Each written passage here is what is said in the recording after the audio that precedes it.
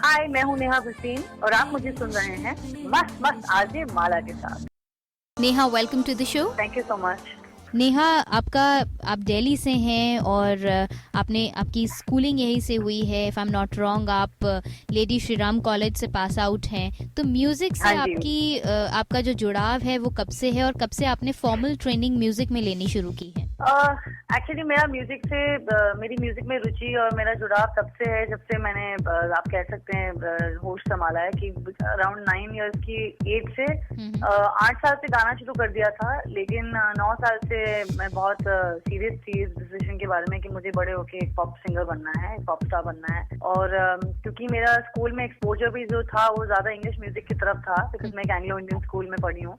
तो हम लोगों के स्कूल में इंडियन म्यूजिक जो है वो नहीं सिखाया जाता था। और मेरी शुरुआत जो गाने से हुई है वो बीटल्स जैसे बैंड्स और साइमन एंड गारफंकल और ऐसे ऐसे आर्टिस्ट जिनको मैंने एक्चुअली बड़े होके ज्यादा समझा से हुई थी। और हम लोगों की म्यूजिक क्लास हर दिन होती थी ऑलमोस्ट जी।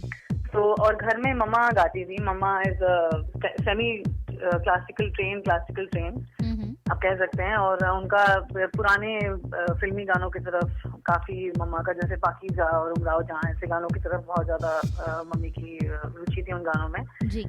बट मेरा इंटरेस्ट जो रहा था वो ज्यादा इंग्लिश म्यूजिक की तरफ था। और वहीं से पहला मैंने जब माइकल जैक्सन को देखा, जब 9 साल की उम्र में मैंने उनकी एल्बम डेंजरस सुनी और उसमें मुझे वो गाने स्कूल में एनुअल डे पे सोलो भी मिले थे, हील द वर्ल्ड और ब्लैक और व्हाइट में। उसके बाद मेरा माइंड कि मुझे बड़े होके एग्जैक्टली ऐसे ही पॉप स्टार बनना है, जिसमें सिर्फ गायकी ऑफ कोर्स सबसे ज्यादा इम्पोर्टेंट है, लेकिन डांस और ड्रेसअप करना और वो पूरा पैकेज डील होना, जिसे आज हम पैकेज डील बोलते हैं, उस जमाने में it was important. If you were a performer you had to have it all in. तो मेरा उस तरफ जो है वो झुकाव ज्यादा था जी। नेहा, अगर बात करें वीवा आपके उस बैंड की जो उस टाइम पर बना था, उसकी जब एक एल्बम आई, वीवा के नाम से ही एल्बम आई, वो चला, अच्छा चला, एंड उसके बाद वीवा रीलोडेड करके आया, लेकिन उसका कोई खास अच्छा रिस्पांस नहीं था और धीरे धीरे बैंड मेंबर्स जो थे वो सब अलग अलग हो गए। What was the reason? वो बैंड क्यों टूटा? आई थिंक हम 2 साल साथ में थे and we had a lot of success. दोनों हमारी album, second one was, yeah you are right, इतनी सक्सेसफुल नहीं थी पहले वाली की तरह।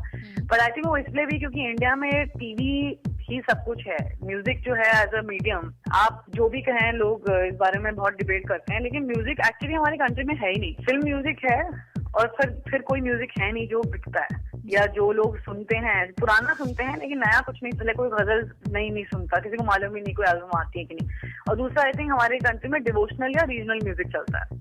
तो आई थिंक पहली एल्बम वीवा की ऑल्सो डिड वेल क्योंकि हम टीवी पे थे, और सेकंड एल्बम की प्रमोशन इतनी हुई नहीं, क्योंकि जब तक हम प्रमोट नहीं करेंगे जो सिर्फ टीवी के थ्रू होता है, तो लोगों को मालूम कैसे चलेगा कि प्रोडक्ट बाहर है मार्केट में, which is where the pop music today also is suffering big time.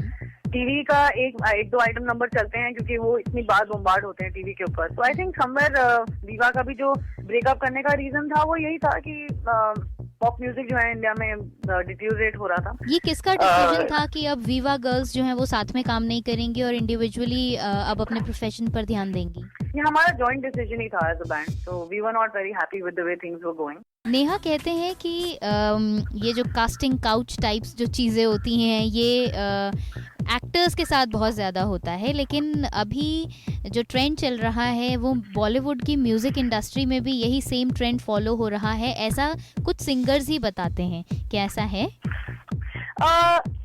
मुझे लगता है जो कास्टिंग काउच होता है ना, ये होता तो आई थिंक, अगेन मैं कहती हूँ, हर इंडस्ट्री में होता है कि वो ऐसे डायरेक्टली नहीं होता है probably, but there is a sort of a pressurising that happens, you know. एक वाइब होती है, आई डोंट नो मैं कैसे एक्सप्लेन करूं, लेकिन एक वो वाइब होती है जो कुछ म्यूजिक डायरेक्टर से शायद मिलती है कई बार। और बट अगेन लाइक जैसे मैंने कहा कि मैंने एक ही चीज सीखी है कि सिर्फ जो लीडर होते हैं अल्टीमेटली वही आगे जो है एक क्या कहते हैं कि रिस्पेक्ट के साथ आगे जाते हैं, क्योंकि maybe it will take you longer. कईयों की किस्मत अच्छी होती थी, हमारी किस्मत अच्छी थी, हमने एकदम से सक्सेस देखा, लेकिन उसके बाद हमने वो पीरियड भी देखा जहाँ हमारे पास सक्सेस नहीं था जी। लेकिन उसमें अगर आप डर जाओगे और ऐसे काम करने लगोगे जो आपका मन नहीं मानता, तो आई थिंक वो that's not the right way to go about things, because ultimately मन मानना चाहिए जो आप कर रहे हो। चाहे आप गलत काम भी कर रहे हो तो मन मानना चाहिए, अच्छा काम भी कर रहे हो मन मानना चाहिए, बिकॉज अदरवाइज आगे जाके you are very lonely, you lead a very lonely successful life. And I don't think that's why you see some celebrities जो एकदम टूट जाते हैं, और कुछ सेलिब्रिटीज हैं जो ओल्ड एज तक भी इतने ग्रेसफुल रहते हैं। यू नो, उस दिन मैं अरुणा जी के साथ बैठी थी पीपल्स चॉइस अवार्ड में, और मैं बिलीव नहीं कर पा रही थी कि मैं अरुणा जी के साथ बैठी हूँ, और वो इतनी ज्यादा हम्बल हैं और एकदम मतलब चुलबुली सी, स्वीट सी। I mean I was like, I couldn't believe it, I was starstruck कि you know she was normal, मतलब मेरे पैर पे हाथ मार मार के आगे पीछे बात कर रही थी सबसे, और ऐसे मतलब यू नो कि मतलब she was like a little child, you no.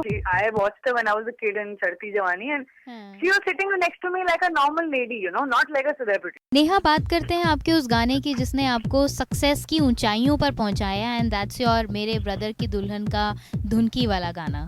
कैसे आपको इस गाने का प्रपोजल आया, एंड क्या तैयारियां आपने की, कोई इंटरेस्टिंग घटना उस टाइम की? ये जो मूवी के डायरेक्टर हैं अली अब्बास जफर, वो डायरेक्टेड दिस फिल्म जी, वो एक्चुअली दिल्ली के रहने वाले हैं, वो किरोड़ी मल कॉलेज में पढ़े हैं, और मैं उन्हें जानती नहीं थी बहुत अच्छी तरह, लेकिन वो मेरे एक दोस्त के बहुत अच्छे दोस्त थे। तो जब मैं अपनी एल्बम तबाह, जो मेरी वीवा के बाद डेब्यू एल्बम जो मैंने रिलीज करी थी 2010 में, वो जब मैं वो रिकॉर्डिंग चल रही थी, मेरी शूटिंग चल रही थी, तो I met up with him with this friend, and that time ही saw my personality and I spoke about कि मतलब मैं कितनी, मतलब उस टाइम पे एकदम हाइपर, और यू नो ये गाना है, मैंने अपनी एल्बम उनको सुनाई भी थी, मतलब I didn't know what at that time he was only an assistant director. मतलब we were just four friends who were having fun. तो मैंने मतलब जो मेरी फ्रेंड लाडू थी, उन्होंने कहा एक बार गा के सुनाओ तबाह whatever. तो I think वहाँ से कहीं ना कहीं उन्हें कुछ जहन में रह गया था। उसके exactly 2 साल के बाद या 1.5 साल के बाद he was suddenly the director for the film, and he called me and he said, you know, मुझे लगता है ये गाना तुम ही गा सकती हो, and I need that rockstar attitude from it which you have. Okay. And that's it. फिर पहली बार जब सिटिंग में बैठे तो ये गाना एक्चुअली हिंदी में था, फिर उन्होंने लिरिक्स चेंज करे और उसे पंजाबी में बनाया, और I think it sounded better than. और फिर बस वी रिकॉर्डेड, मतलब it was one of my easiest recording frankly speaking, because it was very much my style of singing, तो इसलिए मुझे ज्यादा मुश्किल नहीं हुई थी, मजा आया था गाना गाने में। कई बार ऐसे गाने गाने पड़ते हैं जिनमें मजा नहीं आता, लेकिन धुनकी में बहुत मजा आया था। नेहा, वीवा के जरिए ये जो म्यूजिक बैंड बना था, उसके जरिए बहुत हेल्प आपको मिली इस्टेब्लिश होने में। कितना मुश्किल था आपके लिए इस ऑडिशन को क्लियर कर जाना और उसके बाद इस बैंड ऑफ गर्ल्स में शामिल हो पाना? ऑडिशंस डिफिकल्ट थे क्योंकि बहुत ग्रिलिंग ऑडिशंस थे। आई मीन आजकल भी आप जब रियलिटी शोज देखते हो तो कॉम्पिटिशन तो टफ होते ही हैं, एंड वो कॉम्पिटिशन इसलिए भी टफ था बिकॉज मतलब कि इसमें एक विनर नहीं था, 5 थे, और उसमें वो किस तरह के, मतलब they were searching for 5 different voices, 5 different personalities, तो हमें नहीं मालूम था कि उन्हें एग्जैक्टली क्या चाहिए। बट आई थिंक वो मेरी लाइफ का सबसे अच्छा एक्सपीरियंस भी था, क्योंकि जो मैंने सीखा था उन 10 सालों में, क्योंकि 9 to 19 I was 19 years old when that happened, तो वो 10 सालों का मेरा जो सारा एक्सपीरियंस जो मैंने खुद मतलब कहीं ना कहीं से बटोरा था, क्योंकि कोई ऐसा स्कूल था नहीं इंडिया में जो आपको एक परफॉर्मर बनना सिखाए। तो मेरे मतलब इवन दो मैंने सेमी क्लासिकल थोड़ा बहुत सीखा है, मैं नहीं कह सकती कि मैं बहुत लर्नेड म्यूजिशियन हूँ जिसे इंडियन टर्म में बोला जाता है, लेकिन मैं अपने हिसाब से बहुत लर्नेड हूँ, क्योंकि मैंने यू नो बहुत अलग अलग जरियों से अपने आप को ट्रेन किया था to be who I wanted to be, जबकि उस टाइम पे वो इतना एक्सेप्टेबल नहीं था, यू नो, टू बी, मतलब ये तो हमारी किस्मत अच्छी थी कि पॉप स्टार जैसा शो आया इंडिया में, नहीं तो आज मतलब आई डोंट नो हम कहाँ होते। तो आई थिंक कहीं ना कहीं वो हेल्प भी किया, जैसे मैंने कहा कि उसमें था song writing was very important, मैं गाने खुद लिखती थी, तो एक कॉम्पिटिशन में एक ऐसा राउंड भी था जिसमें हमें जब 15 लड़कियां रह गई थी तो 5 के ग्रुप्स उन्होंने 3 बनाए थे, and we had to write our own song, और हमें उस गाने को रिकॉर्ड करना था संदीप चौटा के साथ, और उसको फिर वीडियो बनाना था उसका जी। तो मेरे लिए मतलब वो एकदम भड़ास निकालने वाली बात थी कि मतलब I was waiting for that opportunity, and वो बड़ा डेफिनेटिव राउंड था फाइनल 5 चूज करने में। तो तब हमने एज अ ग्रुप मतलब वो एक गाना बनाया और वीडियो करके जो भी प्रेजेंटेशन करी थी, और उसके बाद कुछ कारियोके राउंड होते थे जिसमें हमें गाना चॉइस दिया जाता था, एंड हमें 5 का बैंड बना के गाना पड़ता था। तो आई थिंक एलिमिनेशंस बहुत मतलब टफ लगते थे, बट अदरवाइज इन जनरल मुझे ऑडिशंस इतने टफ नहीं लगे, बिकॉज लाइक आई सेड मेरे लिए I was very prepared at that time ji.